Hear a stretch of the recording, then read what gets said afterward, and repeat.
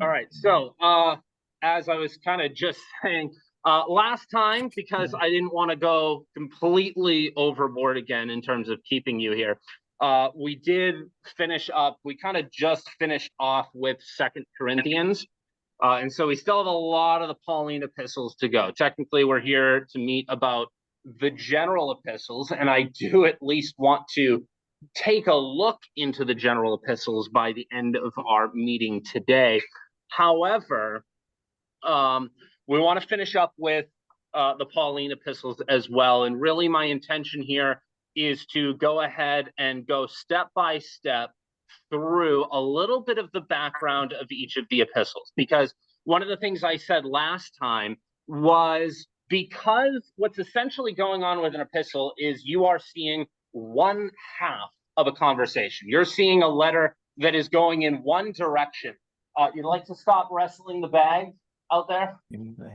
All right. So we're really seeing one half of the conversation. And so it's critical in order to understand what's going on in that conversation that you have a little bit of context going into these epistles. And so my basic hope in recognizing that there are some of us who have finished up with the New Testament, and there are some of us who are a lot deeper into the epistles than others. For some of you, this might be looking back a little bit, what's going on, what might have been happening in that epistle. For some of you, I want to give you a little background information just to clue you into what the major themes are going to be when you're looking at each of these epistles.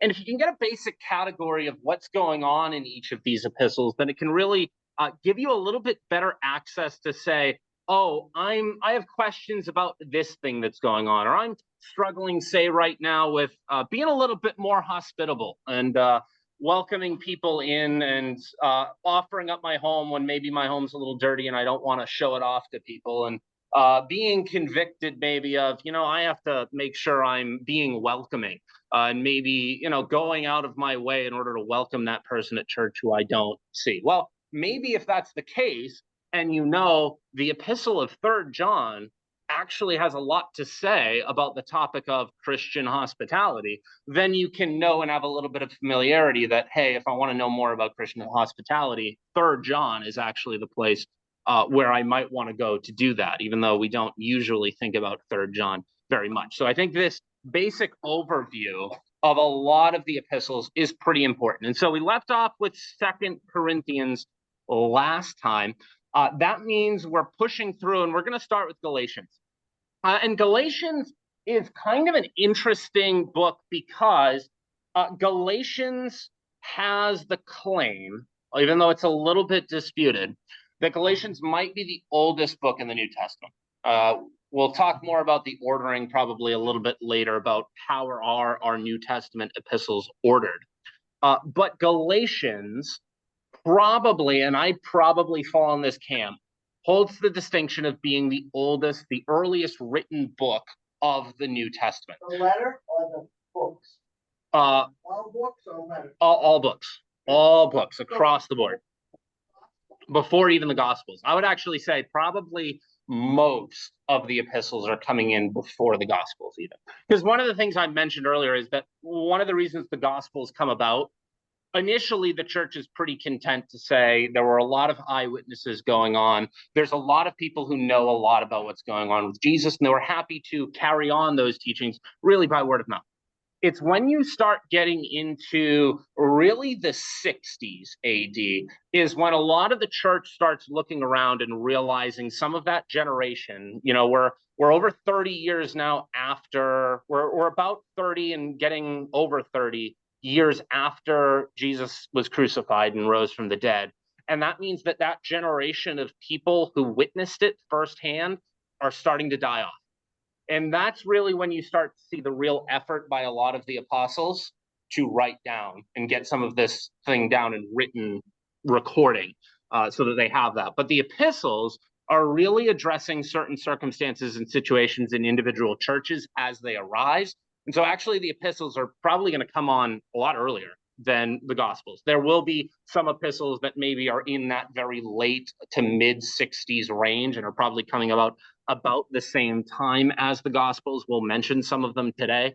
But many of the epistles are probably coming, I would argue, in the earlier 40 and 50 range. So before the Gospels are coming about.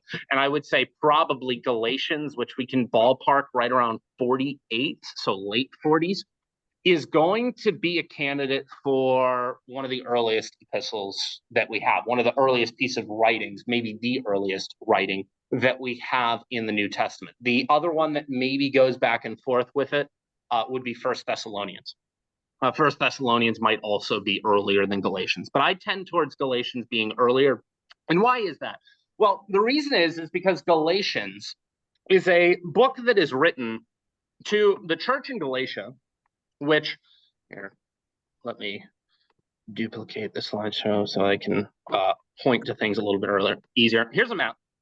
So Galatia is right way up in kind of the wooded inland territory of what we can think of as today Turkey. And so it's a little bit of a rural backwater area. And because it's a little bit more of a rural area, people in rural areas tend to be more conservative and more set in their ways. It's kind of something that we recognize here. And it seems that there were a lot of especially more Jewish Christians in Galatia who are having a hard time wrestling with the idea that under the gospel, the law, the Torah, as they had been observing it, the dietary laws, the expectations on when you would pray, the expectations on how you would dress, etc., what we can think of as good kind of kosher living, they were having a hard time wrestling with the idea that that wasn't important anymore. And it wasn't through the law that you gain salvation. You can think of Galatians probably coming in right at about the cutting edge of when the Council of Jerusalem is happening in Acts. Right after Peter is going in and converting Cornelius for the first time, and the message is really starting to be realized by the Christians that there is a new covenant, there is a new age of salvation, and for these Gentiles who are now being grafted onto salvation, they are not being held to the same expectations that they need obedience for the law, to the Torah, in order to be saved. And so Paul is really going to be communicating a lot of those fundamental ideas to the Galatians, saying it's not through obedience to the law that you're going to be saved, but through the gospel and through the sacrifice of Jesus Christ. And so Paul is going to be writing to them, and Galatians is kind of funny because Paul really sometimes gets a little bit almost aggravated in his writing. Galatians is the epistle that begins with Paul basically saying, I am astonished with how quickly you've fallen away from what I taught, from what I had arrived and told you. And so what's happening, and you see this in a lot of Paul's epistles, is he's dealing with what he calls sometimes the Judaizers, these teachers who are coming in kind of after Paul comes in and preaches the gospel and saying, well, yeah, Jesus is good and he did a lot and the cross was important, but you still need to obey the Jewish laws. And even though many of you might even be Gentiles, you need to be circumcised. You need to obey the Jewish laws if you're going to be saved. And Paul says, basically, did you hear nothing of what I told you? And so Galatians is straightening a lot of that out. And it's because it has to deal with a lot of this. And because it's even in Galatians where Paul feels the need to establish some of his credentials as an apostle, that you can see a lot of these debates, especially the nature of it, a lot of when Paul's going to be active in this area, seems to track with Galatians being pretty early on. And I would say even as early on as AD 48. So Galatians has a lot to do with the death of Christ bringing an end to this need for Torah observance. And this idea, something that's communicated very well also in Romans, that the Spirit is producing righteousness where the Torah, where the law had really only brought condemnation, and the Torah on its own is not capable of bringing about righteousness. So that's Galatia right up there. That brings us to Ephesians. Ephesians is after Galatians. Galatians, Ephesians, Philippians, Colossians. Kind of a good, if you can get that in your head, it helps organizing and finding where you are when you need to flip open to a Bible passage quickly.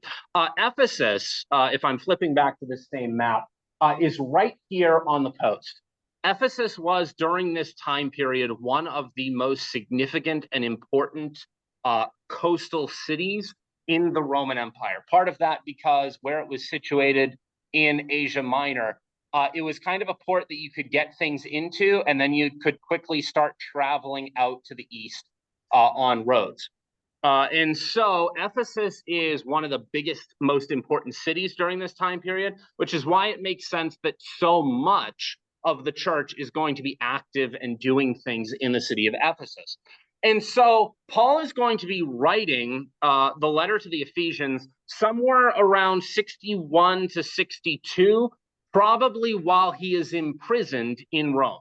Ephesians is the first of what we can refer to as the prison epistles, because Paul is writing it from prison. And that character of being a prison epistle brings a certain character, because Paul is writing this from a position of bondage and suffering, and things aren't going very well. And so when you read the prison epistles, Ephesians, Philippians, Colossians, Philemon, they tend to have a pretty heavy focus on this idea of how do we suffer well as Christians, or how is the fact that I, Paul, am now in bondage in prison is not a sign that the gospel has been overcome or in any way defeated.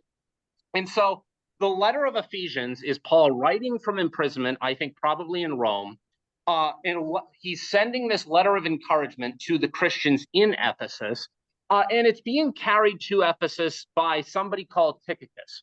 And Tychicus is worth keeping in mind because Tychicus gets sent from Paul while he's in Rome, and he's actually carrying with him, that we know of, 3 letters that do all make their way into the New Testament. At the same time, he is going to carry the letter to the Ephesians, the letter to the Colossians, and the letter to Philemon. So what probably happened is Paul's way out in Rome, and he knows that this Tychicus is going to go over to Asia Minor. So he says, all right, carry with you this letter to the Ephesians, and then you'll travel down south here to Colossae, which is about here on the map. And you can also carry the letter I'm sending to the Colossians, and as well to an individual, Philemon, who lives in the city of Colossae. So actually 3 letters are getting carried at about this same time. Now, the letter of Ephesians is really focused on the cosmic scope, that Jesus's victory is something that fundamentally transforms the way we look at everything, the way that we fit into this broader cosmic story. It also brings in a lot of the reconciliation of Jews and Gentiles, because Ephesus is such a large city. There's almost certainly a mixture of Jews and Gentiles in the church. So Paul is very focused on making sure that they're getting together and the Jews aren't thinking themselves better than the Gentiles or vice versa. Also, Ephesians is going to be heavily focused on the supremacy of Christ over the principalities and powers. And a little bit more on that. Godfrey's, I believe you're making it out to Ephesus in the relatively near future. Isn't that correct? Yes, we are. Yes, November. Yes, you are. Wow. One of the things you're going to notice, one of the things that you're going to realize, even when you get to Ephesus, and it's still true even to this day, is that Ephesus is a city that has a very strong magical tradition. What do I mean by that? You actually have a very good illustration of it for us in Salem, Massachusetts. There's a way, and I'm just going to make the simple observation. I'm not going to read too much into what this means. But you tend to have specific towns and areas tend to, if they've experienced or they have a strong tradition of magic, tend to get all wrapped up in it. And it becomes a big part of the identity of who that town is. And we have a lot of, witches or sorcery and magic. Well, kind of similar to the way that we can think of Salem, Massachusetts as being kind of heavily culturally tied up with these traditions of magic, Ephesus as a city had a lot of that as well. When you're walking around Ephesus, Godfrey's, one of the things you're going to notice is they have a lot of kind of carts with people who are merchants who are selling kind of artifacts that are a little bit magical in quality. One of the classics in Ephesus is the evil eye, or kind of that blue. Some of you may have seen it. It's like a stone that's blue that has an eye on it. And the idea is you wear it and it can ward off anybody giving you bad looks or stop anyone from putting curses or hexes on you. A lot of that stuff is very, very popular in Ephesus. It's a character of Ephesus being heavily tied up with magical ideas that was so strong that it really has survived in some form, I would argue, even to this very day. And it was very much the case back when Paul was writing the letter to the Ephesians. And so one of the things you'll notice is that the letter to Ephesians is going to have a lot in it about spiritual warfare, because the people in the church in Ephesus are very kind of surrounded by all of this magical activity. And they're wondering, hey, what do I do when the person down the street is doing rituals and putting hexes on me or on members of the church? What does that have to do with it? And so Paul is going to be making it clear Christ is completely supreme and sovereign over all of those powers, and you don't need to worry about it. Why is it in Ephesians that we get all of this information about the armor of God, in the way that all of this put together, the word of God, the Spirit, all of it together forms an armor protecting the believers? Why is it in Ephesians that they're focused, that Paul is communicating that?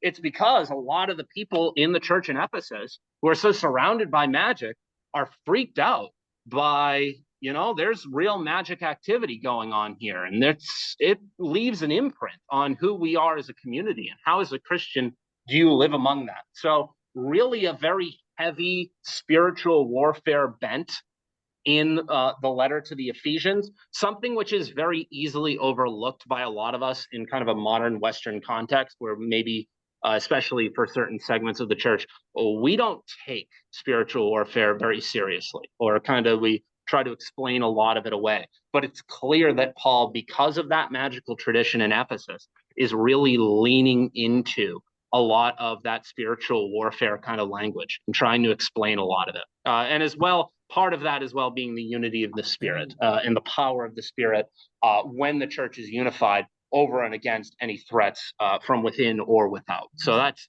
Ephesians. Now Philippians. Philippians is another prison epistle. This is being sent, I would say, probably about a little bit later than the three letters that get sent with Tychicus.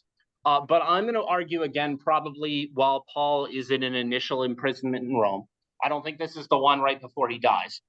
This is an earlier imprisonment. However, he is imprisoned in Rome at this point.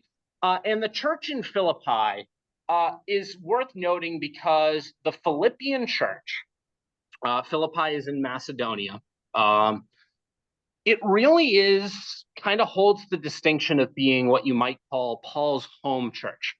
There's no church anywhere in the epistles that we have that Paul speaks more fondly of or communicates really more gratefulness towards than the Philippian church. The Philippians, more so than any other church or city, embraces Paul and is constantly looking out for him, is constantly sending him financial support. When they find out that that he's in trouble, they start sending people to make sure that Paul's being taken care of. And so it really comes across in the letter to the Philippians that Paul is grateful for the Philippians and everything that they're doing for him. So there's a real fondness going back and forth between Paul to the Philippians. And Paul really in this letter is not only encouraging the Philippians to say, hey, I've heard that there might be some people in the Philippian church who aren't getting along. Why don't we work on ironing those differences out? But Paul is also very focused on saying, I'm okay.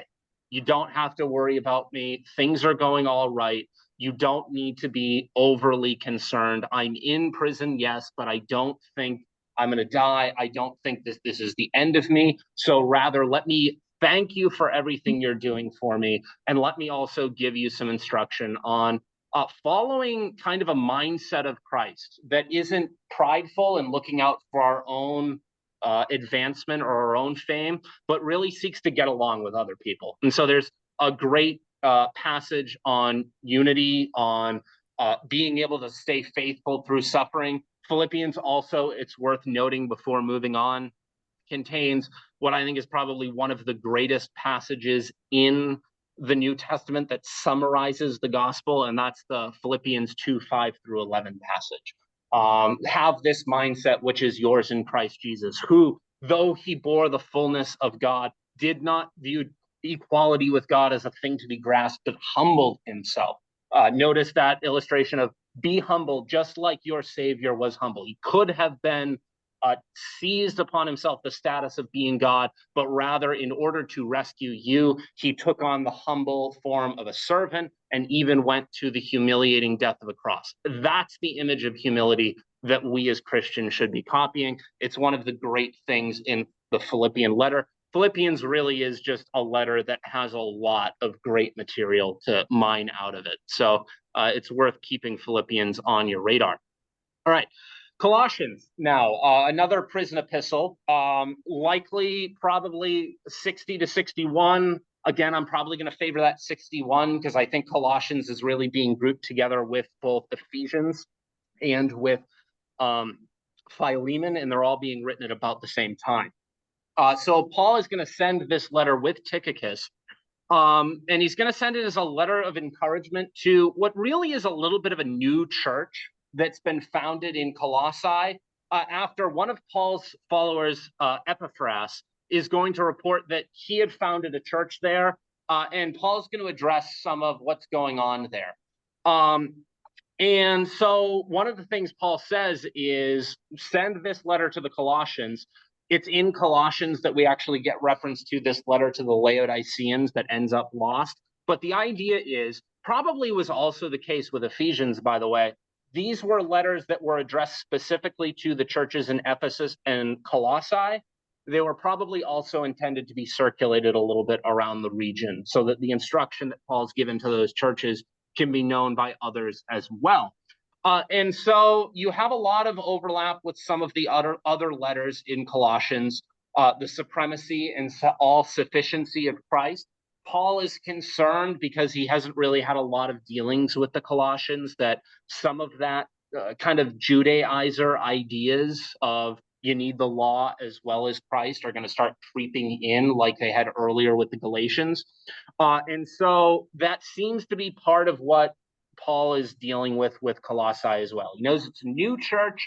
It might be easily influenced. He hasn't really had a lot of dealings with them yet, so he wants them to guard themselves against some of what was also becoming a problem in other nearby regions where people were starting to blend both the gospel and the need for Torah.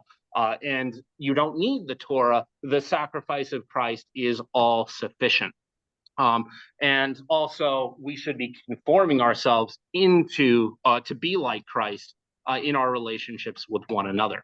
Now, that leads us to First Thessalonians.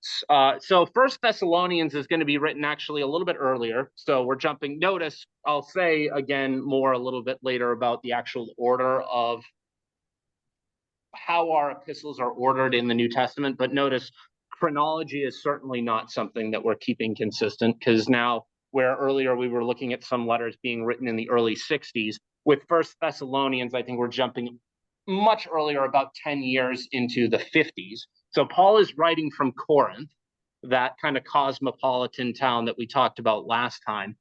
And he's hearing about this kind of new church that's starting to take root up north from where Paul is in Thessaloniki.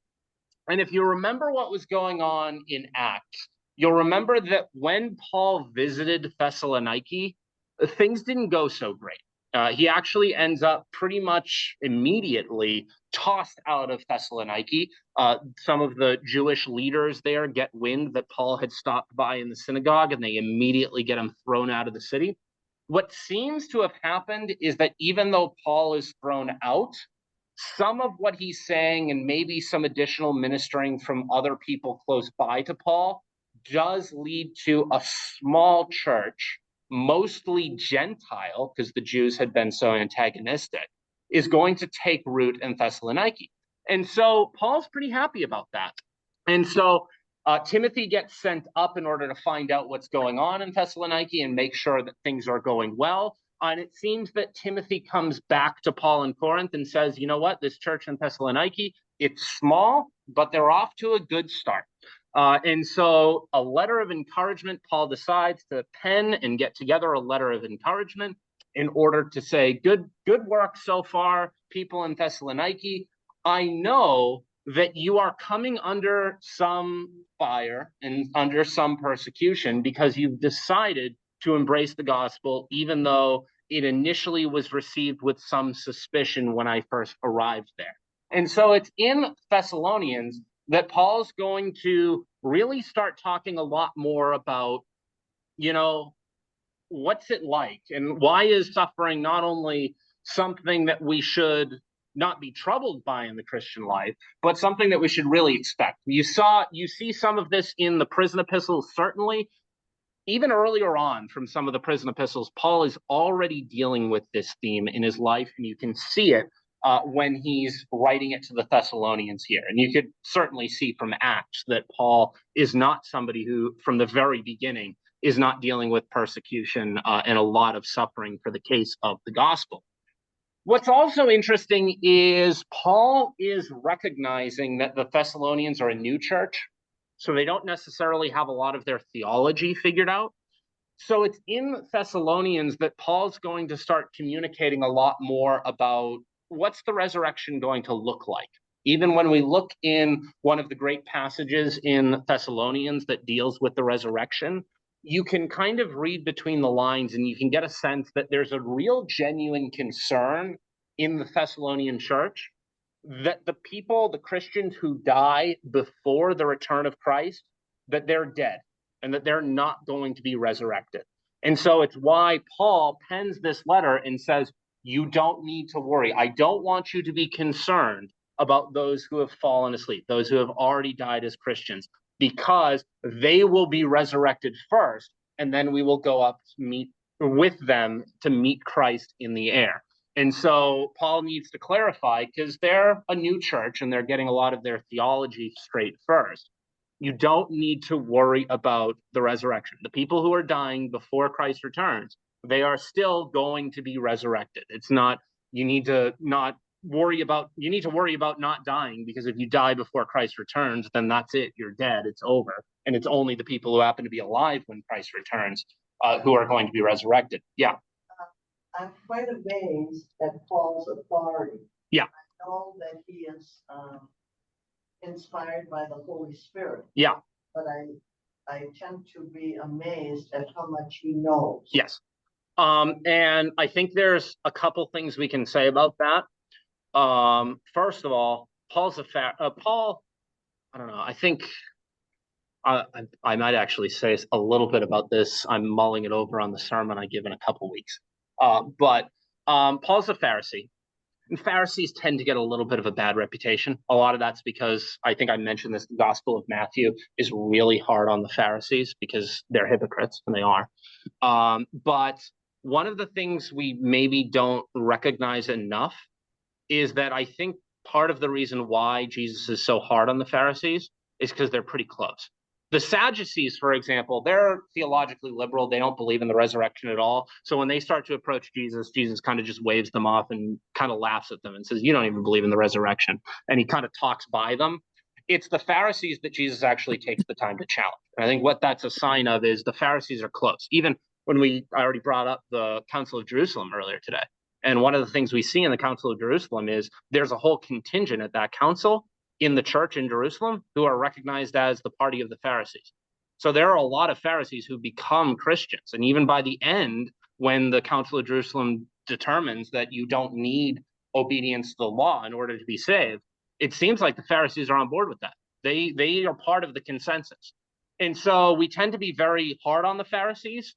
And what that might not allow us to kind of recognize is Paul's a Pharisee. He's coming out of this Pharisaical tradition, which believed in the resurrection of the dead, believed in a lot of the same things that Christians do, And so really all he needs is that extra step of recognizing that Jesus Christ is the Messiah, and he has a lot of his theology already figured out. I mentioned earlier in this lecture last time, he studied under Gamaliel, studied under the best of the best. And so Paul knows a lot of this theology. The other thing that we might not easily get that's kind of skipped over in Acts is that Paul doesn't just suddenly go from conversion on Damascus Road to suddenly preaching the gospel everywhere. There's this couple year period where Paul is going to go do some ministering in Arabia, he calls it. He makes reference to it in Corinthians. And what seems to, it's probably likely that when he's there, he's not the leader of that mission. He's watching some other people who are already leaders in the church and learning under them. So Pharisees are close. You mean they're close to believing the gospel? They're close theologically. They're not, we tend to always view the Pharisees as hypocrites, people who are bad, just bad people. I temper that. I mean, look in Luke's gospel. There's a moment in Luke's gospel where the Pharisees, they don't actually succeed because Jesus is smarter than they give him credit for. But they try to rescue Jesus. They say, hey, Jesus, there's this plot against your life, and we want you to make sure you're not in danger. So there are even Pharisees who, in Luke's gospel, try and save Jesus. They don't have to. And then there's Nicodemus. And so you have Pharisees who are close to, and I think a lot of the Pharisees probably do. Probably if I were to study, if we were to go into church history, what really happens is the Pharisees kind of split. A good portion of them, and you can debate on ratios, become Christians. The rest, the Pharisees who don't want to embrace or acknowledge Jesus Christ as the Messiah, as Lord, they are what go on to form what is today modern rabbinic Judaism. So it's part of that you see. I think you see this with Paul, you see this with Nicodemus. If you believe church tradition, you see it with Gamaliel as well. A lot of the Pharisees were close enough theologically and in their views that they became Christians. And I think the way I read my Bible is that's part of the reason why Jesus is so hard on the Pharisees, is because they're close and he wants to make sure that they don't miss it. It's tough love, I would almost say. That's part of the way I read it. So a little bit of a segue there. But that's where Paul's giving a lot of this information on the resurrection. And that's also important because all of that information in First Thessalonians on the resurrection kind of leads into Second Thessalonians. Second Thessalonians is kind of an addendum, probably written very shortly after First Thessalonians, because Paul is, again, monitoring the situation from Corinth and hearing back from what's going on and what people are saying in the city a little bit to the north in Thessaloniki. And he gave them some instruction on the resurrection. And then he seems to get a little bit more clarification on what's going on, because what seems to be going on in the Thessalonian church is that there are a lot of people teaching that the day of the Lord, the day of the resurrection, had already come, and that it was really more of a symbolic, and that it's not only a symbolic return of Christ, but not a real, but a symbolic resurrection that we're looking forward to. And so Second Thessalonians becomes kind of this addendum, this additional letter of instruction to follow up the earlier letter to the Thessalonians, in order to make sure he's addressing this teaching of the day of the Lord is not something that has already come. You have not missed it. And so let's make sure you have more instruction on what the day of the Lord looks like, the fact that there is a very real resurrection that is still to come. And you can be sure that the Thessalonian believers are not going to miss the boat and miss the resurrection, and that those who are persecuting you and those who are leading you into false teachings, they will also face judgment. We did not miss judgment. We did not miss the resurrection. It's still coming. Also, Second Thessalonians is where Paul gets a little bit of information, and you see a little bit of this bleeding into First Thessalonians as well, that some of these Thessalonian Christians who have these weird ideas about the end times are kind of getting a little bit lazy, and they feel like, oh, the end times are already here, or the day of the Lord has already come. There's no point doing any work. We don't have to toil at all. I don't need to do my job in order to make sure the church is taken care of or make sure that people are getting the food that they need. I can just be lazy. And so this is where Paul says, you don't work, you don't eat kind of material. And some of that material, if you know your history, becomes very important in the early Plymouth plantation when the early pilgrims who found Plymouth are finding out that a lot of people don't feel like working and point to 2 Thessalonians and say, hey, Paul said, if you don't work, you don't eat. And so you're responsible for getting some of the fruits of your own labor. And so Paul, part of what he's doing in 2 Thessalonians is giving a little bit of a wake-up call to some of those people in the church. All right, that leads us to 1 Timothy. And 1 Timothy is going to be the first of what we can call the pastoral epistles. These are significant because all the epistles we've looked at so far to this point have been addressed to church communities. They've been intended to be read in front of and to an entire church. The pastoral epistles, 1 and 2 Timothy, and Titus, and also, even though it's not Pauline, you might even throw Jude in this group as a pastoral epistle. These are actually letters that are being written and addressed to individual leaders in the church in order to give them guidance on how should you be a church leader? What should a church leader look like? What should you be doing when you lead a church? That's why they're called pastoral epistles, is because they're kind of teaching you what should you do if you're going to be a pastor. And so 1 Timothy is Paul's letter to the relatively young Timothy on how he should be leading the church and what he should be looking at. My church. I just lost my PowerPoint. I don't know why. Hold on, technical difficulties. We'll see if everything loads back in. Just PowerPoint randomly decided to crash. All right, we'll deal with it. Yeah, I'm still online. Zoom's still going. Just PowerPoint. As I say, I see it. Okay. Save the general epistles for later. Okay, we're jumping into Timothy.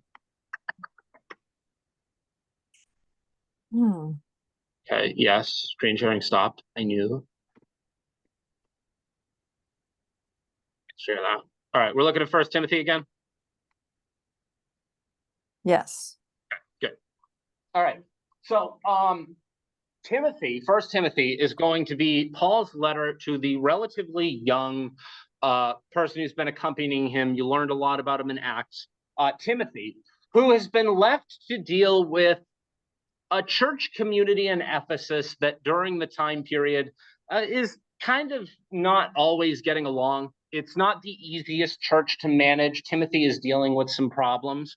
And so Paul is going to send a letter of encouragement to Timothy to say, hey, here's what's going on. I know you're young, but it's important for you to do that, to stand firm, to embody the gospel, and also find yourself some good leaders alongside you that you can appoint to help manage the situation. And so that's one of the reasons why not only do we get a lot of encouragement and kind of a very personal letter from Paul to Timothy, who he very clearly cares a lot about, we also get in Timothy a lot of information about what are the qualifications for, what should you be looking for in the various church offices. What should a deacon look like? What should an elder look like? What should an overseer look like? All these church offices, what should those people be?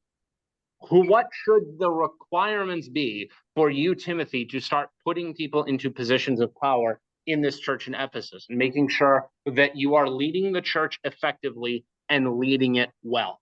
And so not only are these the qualifications that you, Timothy, clearly meet, by the way, even though you're young. What are these qualifications so that you know who to appoint and when to appoint them? And also, how can you make sure that you, Timothy, are embodying genuine Christian character in all of your leadership of the church? So this is, 1 Timothy is the first of what you can think of as the pastoral epistles. 2 Timothy is also a pastoral epistle, but 2 Timothy is kind of noteworthy. I think it's a book that maybe because it's a second book gets a little bit overlooked. People don't maybe recognize the significance of 2 Timothy, but 2 Timothy is written in around AD 64 to even AD 65, while Paul is imprisoned in Rome, and this I would say is his second imprison. And what that means is Second Timothy is going to be written right before Paul is executed.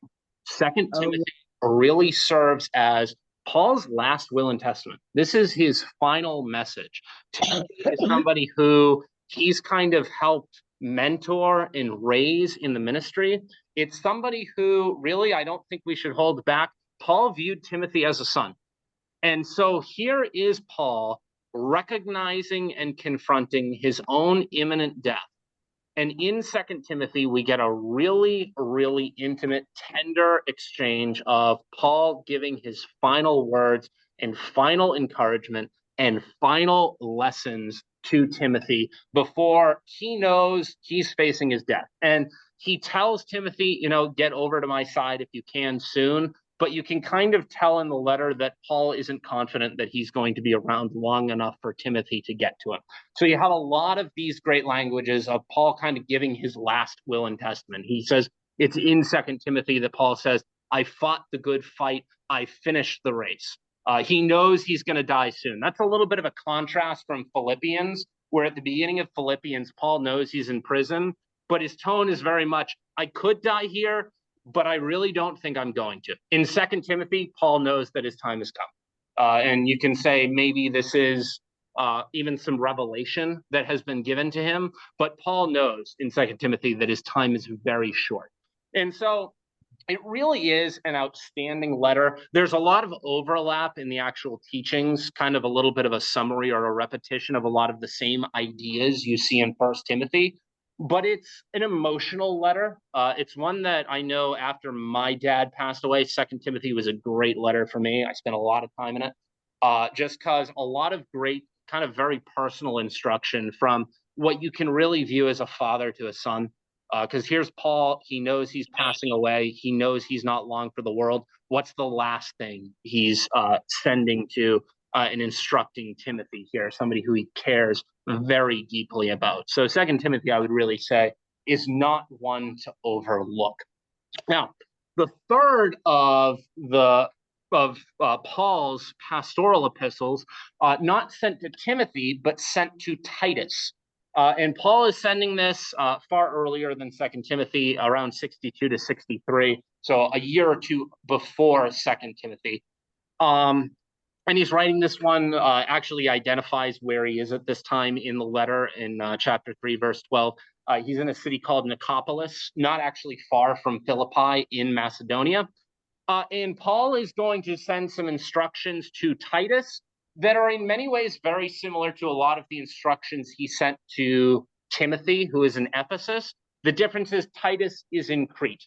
And Crete also seems to be a church that things aren't going very well. There's actually one of what I would consider the funniest moments in the Pauline epistles comes to us out of Titus, where Paul recounts that there's some Cretan prophet who basically says all Cretans are liars and hypocrites and worthless people. And then Paul pretty much says, he's probably right. It's probably true. Cretans are kind of hard to get along with. And he kind of says, yes, Titus, I know these people are difficult to get along with. And you wouldn't think of Paul as being kind of that judgmental, but, he says, you know what, Cretans are a little rough around the edges. And this is, by the way, something that has entered the vernacular, entered our culture, because we are one of the words for people who are kind of rascals and kind of difficult to control. Kind of rebellious, not very orderly people are Cretans, and that comes out of Titus, because these Cretans, these people from Crete, are not always very easy to manage, and so Paul has to send Titus a little bit of extra guidance and encouragement and support to say, hey, here's how you can deal with and how you can manage this unruly group of Christians in Crete.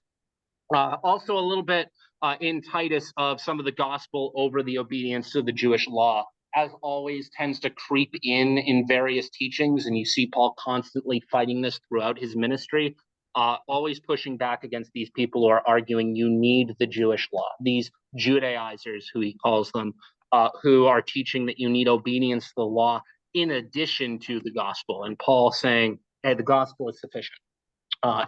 It has what you need. All right. Last of what we're going to look at for this lecture is another prison epistle, but one that's a little bit different, and that is Philemon. I already mentioned that Philemon is really going to be a package deal together with Ephesians and Colossians. Actually, Philemon, because Philemon is being written to an individual, it's not a pastoral epistle, it's a prison epistle, but it has the distinction of being written to an individual. Is going to be written to Philemon, who is living in the city of Colossae. So actually, the church in Colossae, when Tychicus is carrying these letters, is going to be getting two letters at the same time. The letter in general to the whole church at Colossae, and also a letter to this individual in Colossae named Philemon. And the reason why is because there is an escaped slave, a slave who had belonged to Philemon by the name of Onesimus. And Onesimus escapes from Philemon, who apparently we can tell maybe is a Christian or became a Christian afterwards. It's not always clear to tell what the order of things are. But at the very least, Onesimus makes his way over to, I'm going to argue, Rome, and ends up becoming a Christian and doing a lot to care for Paul while he is in prison. Because as we've kind of brought up in a lot of our Bible studies, when you were in prison in the Roman Empire, nobody cared for you. There was the Roman people, the Roman officials were not going to go out of their way to make sure you had good lodgings. If you were going to be cared for, if you were going to be fed, you needed people close by to you, making sure you got food, making sure you got some new clothes that maybe were not dirty or filthy or damp. And so you needed people alongside you taking care of you. And it seems that Onesimus, this escaped slave, had served that role of making sure that Paul was being taken care of while he was in prison. And so Paul makes the decision to send a letter back with Tychicus to Philemon, who is a Christian in the city of Colossae, and say, look, Onesimus escaped from you. And under the law of the Roman Empire, Onesimus should face some very serious crimes. He should face some very, very serious punishments for being an escaped slave, because the punishments were harsh, because you couldn't have slaves constantly escaping. Paul appeals to Philemon to say, look at Onesimus now as your Christian brother and accept him back as a slave.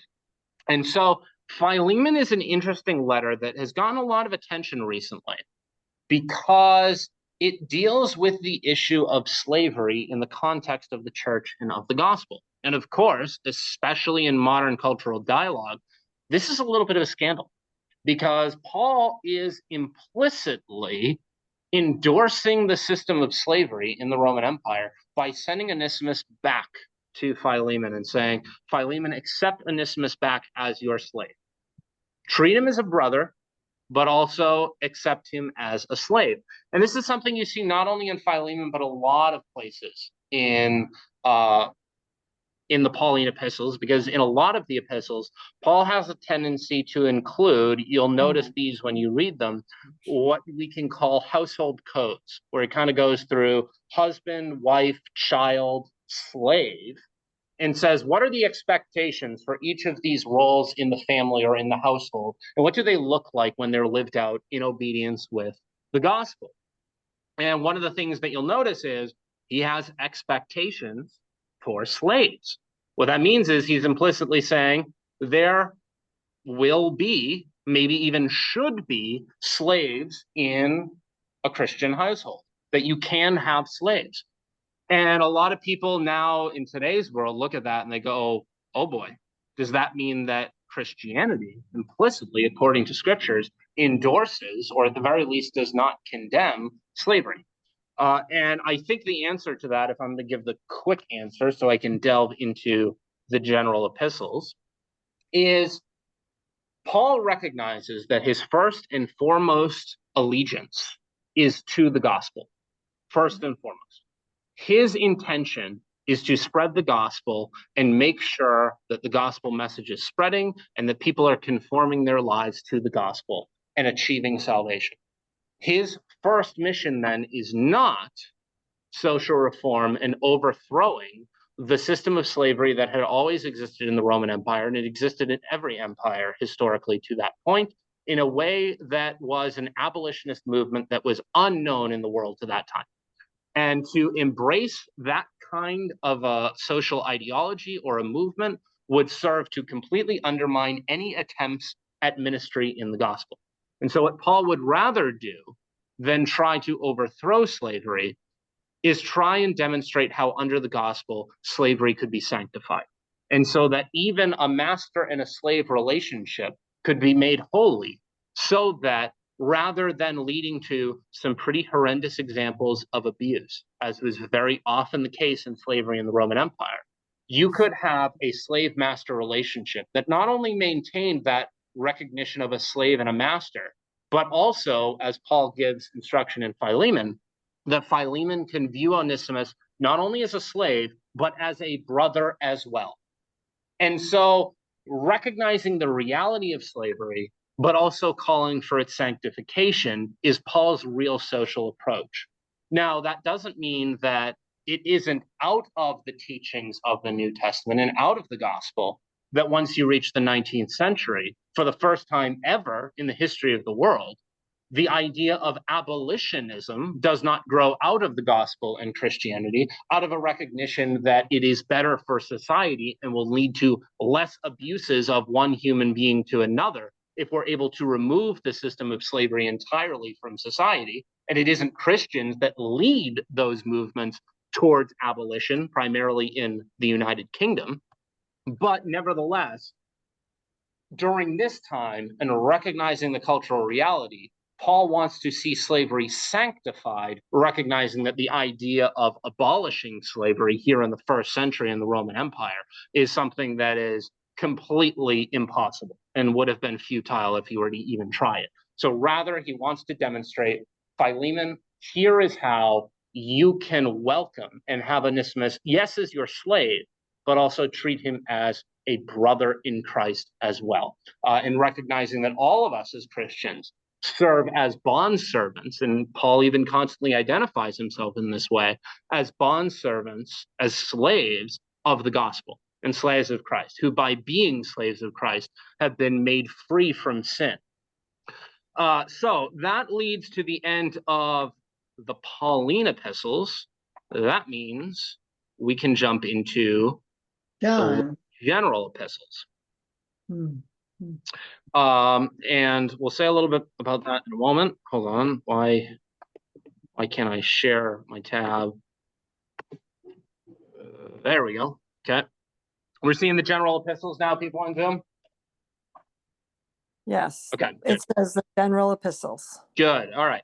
So what are the general epistles then? The general epistles, the last 7, and I might even say 6, more on that in a moment, epistles in the New Testament, are those epistles which are not written by Paul. I still think, and I'm going to lay out the argument for why, I still think that the letter to the Hebrews is Pauline. I think Paul wrote Hebrews, and I'm going to say why when we get to that slide. However, one of the general epistles is from James, the brother of Jesus, 2 are from Peter, 3 are from John, and 1 is from Jude, the brother of James. And so one of the reasons why they're called the general epistles, this is just a simple label of categorization that you can use, is that the general epistles, unlike the Pauline epistles, usually have a wider audience in mind. Paul, as we saw, is generally writing a letter to one single church. You might recognize that the letter is going to be circulated beyond it, but it's still a letter that's being written to an individual church. Sometimes, as is the case in the 2 Timothys, Titus, and Philemon, he's writing to just an individual. But typically with these other letters that we see, these other non-Pauline letters, the audience that's intended is much more broad, or at the very least, it isn't clearly communicated that this is being written to one particular Christian community or one particular city. So for example, James addresses his letter to the 12 tribes, which might be a way of communicating, I'm writing to a Jewish audience. Of course, that doesn't mean that the Gentiles are not also grafted onto the 12 tribes as well. So you could also view the 12 tribes as just being a poetic way of referring to all Christians by using the imagery and symbolism of the Old Testament. So James is just writing to all the Christians. First Peter addresses to the exiles in the dispersion. So it seems like he's writing specifically to those Jews who are living in the diaspora, those Jews who are living outside of Judea, outside of Israel. Sometimes as well, just so you're familiar with the language, the general epistles are oftentimes referred to as the Catholic epistles. This does not mean Catholic. Typically, one of the reasons why a lot of Protestants will refer to them as the general epistles is because anytime Protestants hear Catholic, they immediately jump to Roman Catholic. That's not what's being referred to here. Catholic simply means universal or general. And so when you refer to them as the Catholic epistles, you're saying they're being written to a universal or general audience. They're applicable to everyone. There's not one single audience in mind. And so sometimes they are referred to as the Catholic epistles. Also, they're referred to as the general epistles. So let me jump in then. Let's say we're going to jump through, and I'll give a little bit of context on some of these. I think maybe we can make good progress through the general epistles. We might actually be able to time this well. So we'll just have Revelation to deal with in our last week. So, what? Star? Okay. All right. We'll see if we can make it. This is the goal. You aim to finish at a good time, and then hopefully you get pretty close. But Hebrews, the author is unknown and unidentified. I think it's Paul. With the general epistles, because you have less kind of concrete grounding on who it's being written to, you don't get a lot of sense of when they're being written. So generally the dates are going to be a little bit more broad. Probably, though, Hebrews is coming closer to 70 AD. I still want to maintain, I think the whole New Testament is written by 70 AD, and that includes Revelation. So I'm going to hold that line. A lot of people don't agree with me. I maintain that if any of these letters, especially Hebrews, which is so full of imagery of the Old Testament and the sacrificial system, that if the temple had been destroyed, it would be more directly referenced if the temple had been destroyed by this point. So I think it's pretty clear that all of this is put together and written by 70 AD. But Hebrews is going to be a letter written broadly to Christians discouraged because of suffering. And really, if you focus in and you read between the lines on who seems to be the main audience, it seems like the author of Hebrews, who I think is Paul, is really focused on a lot of Jews, hence the name Hebrews, who are feeling alienated because they've embraced the gospel. And because of that, they've ended up kicked out of the synagogues and ostracized by a lot of their families. And they're feeling isolated and alone. And Paul is writing a letter of encouragement, number one, to say why Christ is sufficient as our great high priest and why you don't need to go back to the temple or you don't need to go back to the law in obedience to the Torah, but because the sacrifice of Christ and Christ is our great high priest is all sufficient. And writing that letter of encouragement and also communicating how God is able to effectively use trials and hard circumstances, not only that they are not an illustration that you are cursed or that you are somehow being punished by God, but that God can use these trials and hard circumstances in order to help protect his people and help his people to grow and mature and become sanctified. And so a lot of powerful language in Hebrews. Hebrews, maybe because it draws so heavily on so much Old Testament language, does an excellent job of bridging a lot of the imagery we saw in the Old Testament and showing how it points towards and is fulfilled by Jesus Christ. There's a lot.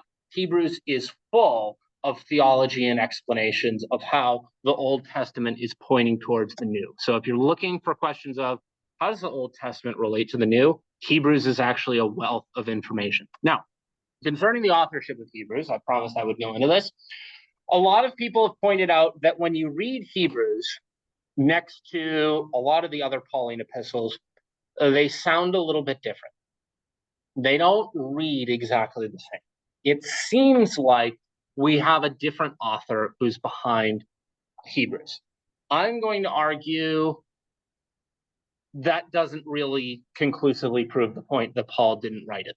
Because the truth is, when we write in different circumstances, any of us can acknowledge we write pretty differently. If you are writing a handwritten letter to somebody, that is going to sound very different, and your wording and your vocabulary is going to be very different from when you email somebody quickly or when you text somebody quickly. Or, for example, when I am lecturing to my students at school, I am going to be talking very differently and conducting myself very differently from when I'm out on the ground, out with them at recess and talking with them just personally. There's going to be a very different way of conducting, a very different almost language that's used. And so part of what I think is going on in Hebrews is Hebrews has sometimes been described as a sermon. Rather than Paul writing as a letter, like he had been doing to a lot of the other churches, Hebrews is almost like Paul writing a sermon. And so the language is a little more poetic, it's a little bit more lofty, it's a little bit more formal. And that's because I think Paul is dealing with a lot more of these complex theological ideas. He also knows he has an exclusively Jewish audience in mind, and he wants to address them in a certain way that he knows is going to be very Jewish in character. And so I think that's a lot of what's going on here. Even though Paul is writing differently, though, in Hebrews, if you really sit down, and we've spent some time as a church, I think, studying Hebrews relatively recently. I know the men's Bible study not all that long ago was in Hebrews, and we had a few sermon series ago when I was actually first joining Market Street. We were going through Hebrews. But if you really zero in on Hebrews, you can start to see some things poke their head up that sound very Paul. Like, for example, Paul loves to use the illustration of a race, of the Christian life as a race, an athletic race.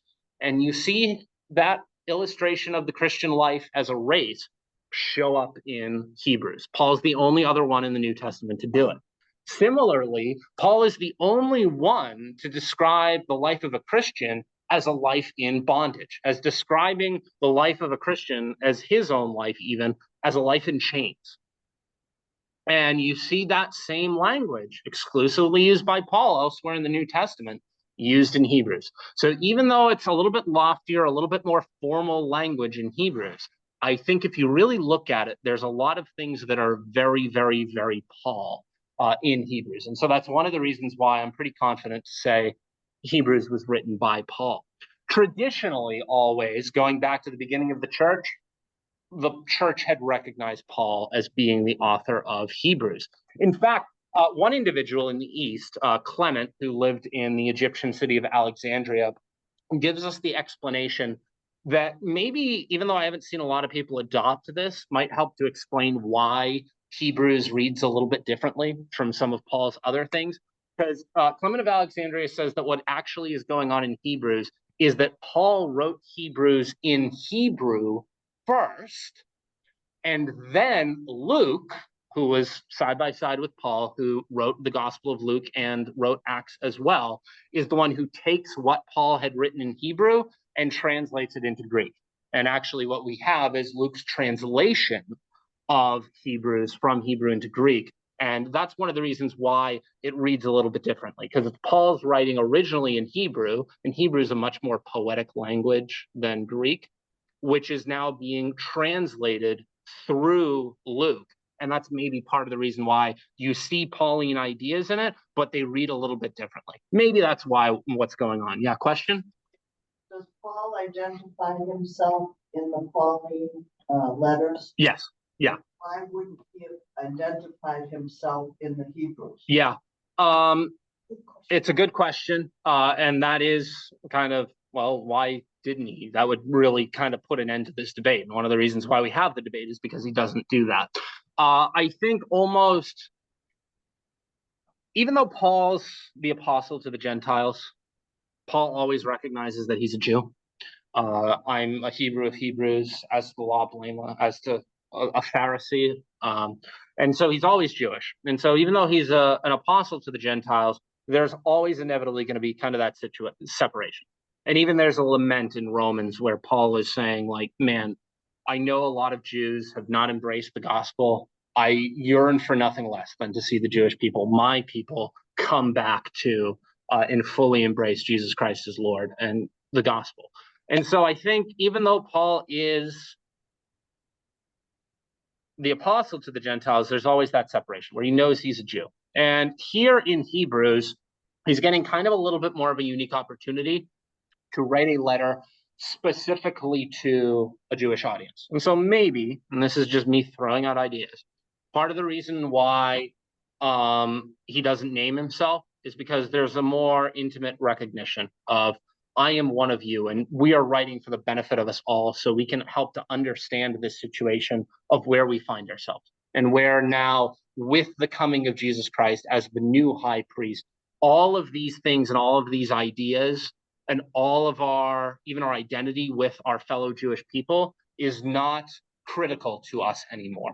And so I think part of him not naming himself is almost him identifying as, this is a message for all of us.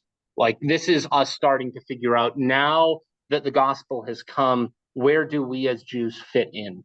And what do we do with, we've for thousands of years now have identified ourselves as the sons of Abraham, as the people of the law. And now here we are after Jesus, we're being told that the law is not what saves us. It's Jesus who has fulfilled the law. And now we need to embrace him and move on. And even though we're being persecuted, even though we're being driven out of synagogues, now we're side by side, and this is what we need to embrace. So I think maybe part of it is because Paul is wanting to establish a more universal message to the Jewish people, and he doesn't want to necessarily just pen himself with it. And I think he even would recognize that under the circumstances, a lot of the people who are picking up Hebrews would have known that it was him who was writing it, and he doesn't feel the need.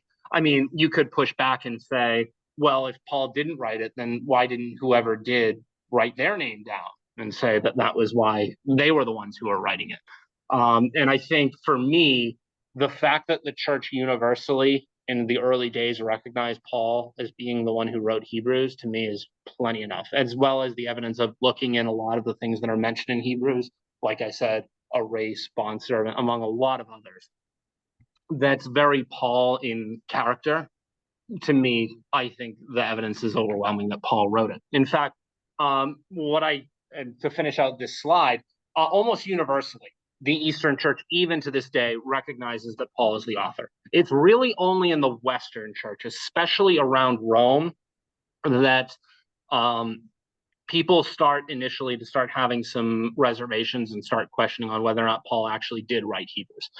Tertullian, somebody who, if you've played around at all with early church, Tertullian is a name that you'll maybe sound familiar. He actually says it's Barnabas, Barnabas being close to Paul, who is the one who writes Hebrews. Two other individuals, Gaius and Saint Hippolytus, say it wasn't Paul, and start to challenge the idea that Paul was the one who is writing Hebrews. And so, whereas in the Eastern Church, so like Egypt and Greece and Israel, Palestine, all of that area in the Eastern Church, it's pretty universally recognized. Nobody even questions the fact that Paul wrote it. It's not until you get out to the West, and we are coming out of the Western tradition, that people start initially throwing up some red flags and saying, I don't think Paul wrote this. Now, it's because out in the West, you start to get some pretty prominent voices starting to push back on the idea that Paul wrote Hebrews, that the critical step takes place in why maybe a lot of us hesitate from saying that Paul wrote Hebrews. And that is St. Jerome, the one who translates the Hebrew Old Testament and the Greek New Testament into Latin in the translation we call the Vulgate. He is the one who, recognizing that there's starting to be a little bit of controversy and debate going on in the Western Church where he's from on whether or not Paul wrote Hebrews, decides to take Hebrews and, in the order of his Vulgate Latin translation, put Hebrews at the back end of the Pauline epistles. And so that's why Hebrews is here. This is, I mentioned earlier, if you've ever thought about why are the books of the New Testament ordered the way that they are? Well, here's the logic of it. Gospels first, then Acts is a history. So we put Acts after that. Then we have all the epistles. And we put all of Paul's epistles first, And we group them according to geography first. That's the first category, because if we have 2 letters to the Corinthians or 2 letters to the Thessalonians, we put them together because we don't want to split them. But other than that, once we've got all the geographical books together, then we just put them in order of descending length. That's the logic of the New Testament. Descending length. That's why they're getting, you have Romans that's really long, and then they get shorter and shorter and shorter as you go on. Must be responsible for the word penance. Yes. So he doesn't have much credibility in my book. Well, notice, yes. And we can say a lot about Jerome. And Jerome, his translation led to a lot of difficulties that I would say serve as a little bit of the foundation for a lot of where I would say Catholic theology goes wrong today, as you bring up, Nancy. Jerome is kind of playing it careful here then, because you'll notice I say in descending length. So Jerome is going to play it coy and kind of split the baby, as it were, reference to Solomon. And he's going to put Hebrews at the very end of the Pauline epistles, even though it's longer, because it's not clear if this is from Paul or not. And then you go from Hebrews to the general epistles. And of course, you group the letters together that are from the same person. So if you have 3 from John, you put those together. If you have 2 from Peter, you put those together. But then, once again, once you get to the general epistles, the logic of what order you put them in, descendingly. You know, the longest to the shortest. So you have the most in First Peter is longer, and then next is First John, and then Jude is, of course, the smallest. And so that one goes at the back end, and then you finish it all up with Revelation. So that's the logic of the New Testament, of why the books are ordered, because certainly one of the things you'll have noticed as we've gone through all of this is that they are certainly not organized in chronological order. So that's where we're looking at. If you've ever wondered why the New Testament is ordered the way it is, that's why. And Hebrews is in kind of this weird location because Jerome was the one who recognized there was some growing debate on whether or not Paul actually wrote it. And so he orders it here in the New Testament after at the very end of the Pauline epistles. By the way, one theologian who the Protestant tradition gives a lot of credit to in the Middle Ages, who also is the foundation of Catholic theology, St. Augustine of Hippo, he vocally and is very vocal in saying Paul wrote Hebrews. Let's all get on the same page about this. Stop causing controversy. Paul wrote Hebrews. So I would really argue in the tradition of the church, when you look at the evidence, I would say it's overwhelming to say Paul wrote Hebrews. Nevertheless, there's enough doubt, and I think a lot of it has to do with kind of the result of the mental state of looking at Hebrews separated off from the Pauline epistles because of what Jerome decided to do, that a lot of times we don't treat Hebrews as actually being part of the Pauline epistles, even though I would say it clearly is. All right. That leads us to James. James is, and I think I'll 2 slides on James, and then we'll finish it up here, and then I'll run through the rest of the Pauline epistles, rest of the general epistles, rather, including John, importantly, together with Revelation next time, and that's where we'll finish off things. But we'll finish off with James then today. And James is written by what he self-identifies himself as, the brother of our Lord, who was the leader of the church in Jerusalem. And more on that brother of the Lord in a little bit. I won't spend too long there because actually I think we already addressed this when somebody asked a question about it, although I don't know if we were recording at the time. But this James was well known because he really was the leader of the church, specifically in Jerusalem. We have record of him. Paul says a good chunk about him in Galatians. And he also is going to be referenced and brought up in Acts chapter 15. We don't know exactly when James is being written. I would tend to put it on the earlier range of it's probably coming earlier in the epistles. I'm going to go ahead and say probably early 50s is when James is probably being written. But James is going to be written to teach wisdom and perseverance in the midst of trials to Christian believers who are spread around the Jewish diaspora. It could be that James really has a Jewish audience in mind, but I think he intentionally keeps things a little bit more universal and makes sure that this is a book that Gentiles can pick up as well, just so long as they understand their Old Testament. In James, I would really say, and I think I've even said this in a sermon I delivered once, that James is the hidden gem of the New Testament, especially for Protestants, because there is so much wisdom and so much guidance in James, and it is such an intelligent and well-written book that has to say so much about how do we and why should we as Christians be joyful in the midst of trials? What is true Christian wisdom? And part of that has to do with the fact that James is, and I mentioned this when we went through wisdom literature in the Old Testament, James is the rare example in the New Testament of wisdom literature. James is intentionally writing wisdom literature. And so it kind of follows a lot of that poetic candor and that poetic structure of a lot of the poetic books of the Old Testament. It's a little bit more accessible, and part of that has to do because it's being written in Greek. But also, I think it still has that nature where James is not, even though I'm going to tell you that you should read it all in one sitting, certainly, it's not the kind of book that you can just run through. James is the book where you got to read something and you got to kind of meditate on it for a little bit and figure out what exactly James is trying to say with that. And part of what he's doing then is, and the reason why James maybe doesn't get that much attention or tends to be viewed with a little bit of suspicion by a lot of Protestants, is because it's in James that you get the great line that faith without works is dead. And it seems on first viewing to say that James, contrary to everything Paul has been saying over and over again, is saying you got to have works. It's works plus faith, not just faith. And so you need to have works as well as faith.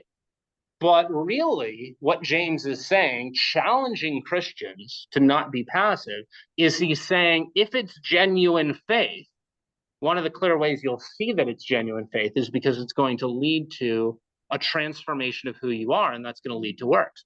And so if you can't be, and this is why, especially I think through a lot of Christians who are a little bit more passive, sadly, in their faith today, kind of people who are just Christians in name only or nominal Christians. I can even bless their hearts. I can say a lot of my students probably have a little bit of this in them.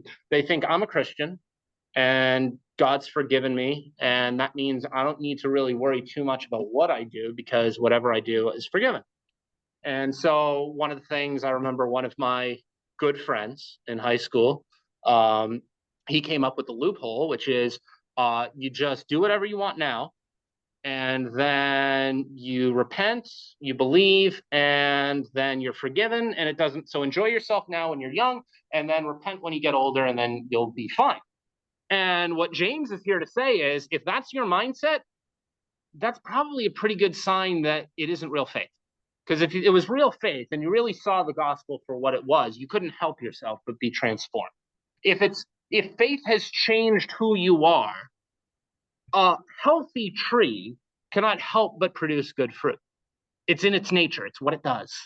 If it's a sick tree, then it'll produce bad fruit. And so if you want to know what a thing is, look at its nature. Look at what it does. And so if something is of genuine faith, you're going to see that genuine faith evidenced in a change in who they are and in works. And so don't just come up to me and say, I can be a Christian, I can have faith, and I'll show up to church, but then I'll do whatever I want in my works because my faith has saved me. Well, James is saying, no.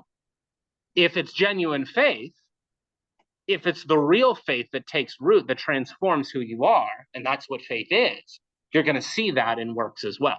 Now, James isn't going to say this here, but I know that James would agree with the logic as well, that works without faith is also dead.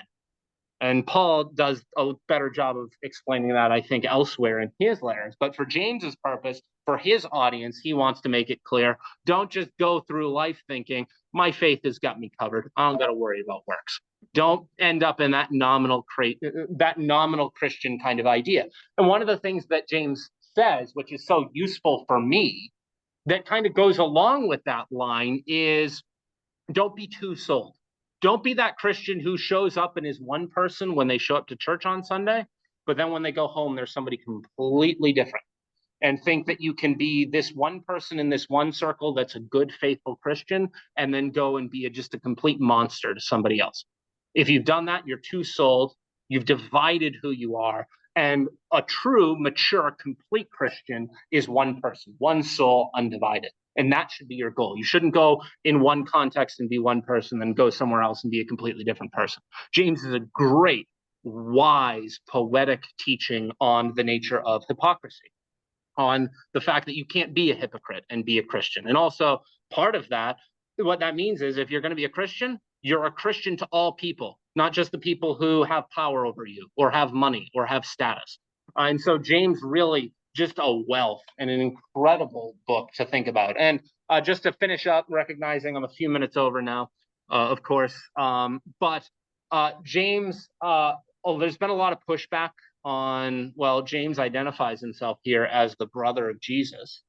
And a lot of people in the Catholic Church, looking to protect the holiness and the sanctity of Mary's womb, because it's the location where the virgin birth took place, are going to say that Mary was always a virgin.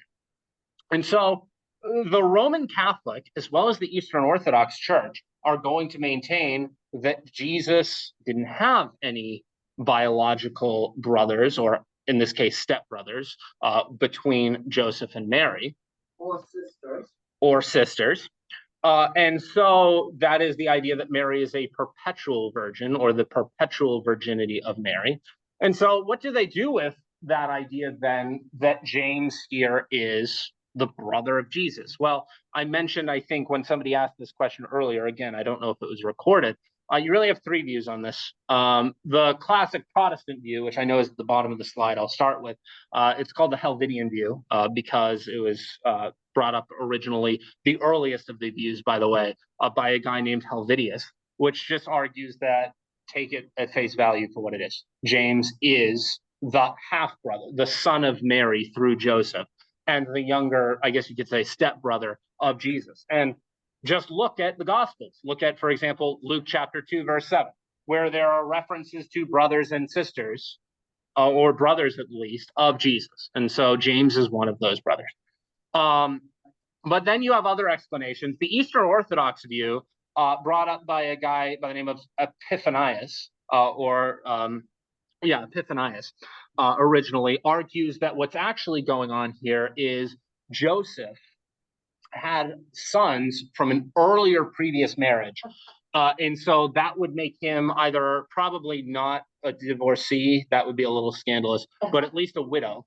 And that would mean that James is the stepbrother or the older brother of Jesus from an earlier marriage that Joseph had had. The Roman Catholic tradition, coming from what's called the Hieronymian view, and it's really Jerome who puts this one forth first, is that actually we're going to stretch the semantic meaning of the Greek word. Wow, I can't think of the Greek word for brother right now. I'm blanking on it. That's for brotherly love. I have agape in my head for some reason. Regardless, it begins with an A. Well, I can't pull it out of my brain all of a sudden. We're at the end of a lecture. But adelphos, thank you. All right, I got there eventually. I just had to think about something else for a moment. But adelphos, we're going to stretch the semantic meaning of adelphos enough so that it doesn't mean brother, but actually means first cousin. And so we're going to argue that it's actually a first cousin of Jesus is who James is. Now, to me, and this is where I'll leave off for today, so last idea, is I think it adds a lot to the book of James, to the epistle of James, if you view James as really being one of those brothers of Jesus who was a real brother of Jesus, and even somebody who in the Gospels is depicted as being a little skeptical and not really supporting Jesus in a lot of his ministry.